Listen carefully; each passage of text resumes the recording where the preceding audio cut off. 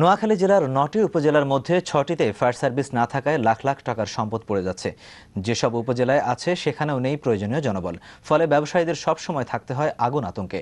নোয়াখালী প্রতিনিধি সাইফুল্লাহ কামরুলের পাঠানো তথ্য এবং ছবি নিয়ে একটি ডেস্ক রিপোর্ট। গত এক বছরে নোয়াখালী জেলায় অগ্নিকাণ্ডের ঘটনা ঘটেছে ১৫৭টি, আর সরকারি হিসেবেই ক্ষয়ক্ষতি হয়েছে ৬ কোটি টাকার। প্রাণ হারিয়েছেন অন্তত ৫ জন।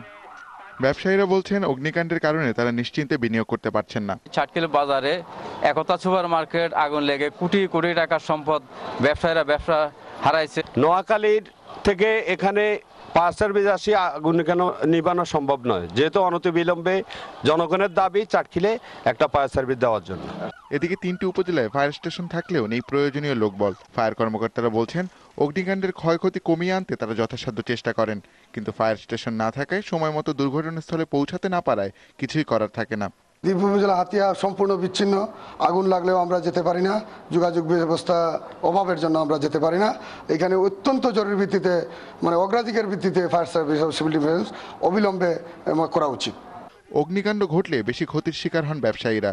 এজন্য প্রতিটি উপজেলায় অবিলম্বে ফায়ার স্টেশন নির্মাণ ও লোকবল বাড়ানোর দাবি ব্যবসায়ীদের। ইসমাইল হোসেন জুয়েল, দিগন্ত নিউজ ডেস্ক।